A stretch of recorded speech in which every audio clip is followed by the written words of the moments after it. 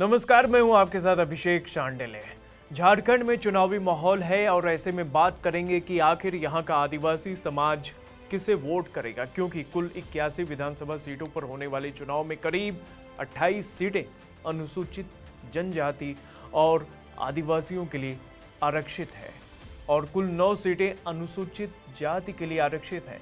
यानी इन सीटों पर जो अच्छा प्रदर्शन करेगा उसके हाथ में आने वाले 5 सालों तक झारखंड की सत्ता की चाबी रहेगी। वैसे यहां साल 2019 के चुनावों की बात करें तो उस वक्त झारखंड मुक्ति मोर्चा को आदिवासी बहुल इलाकों का जबरदस्त साथ मिला, जिसकी वजह से कुल 28 सुरक्षित सीटों में से कुल 19 सीटें प्राप्त हुई। ऐसे में इस क्षेत्र में विपक्ष ब्लॉक के पास कुल 26 सीटें हैं, जबकि बीजेपी के पास 2।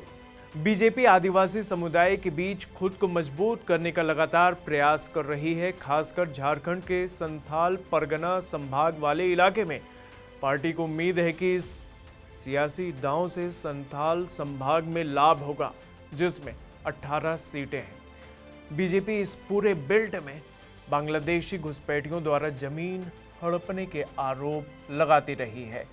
भाजपा एनडीए की सरकार सबका साथ, सबका विकास इस मूल मंत्र पर चल रही है।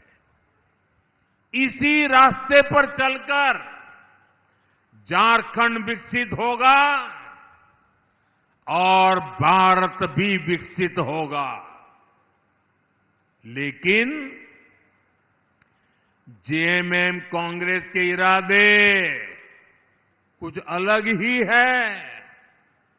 कांग्रेस जानती है कि आदिवासी, ओबीसी, दलित बाहुल्य वाले राज्यों में वो इसलिए खत्म हो गई क्योंकि वहां ये समाज एकजुट हो गया।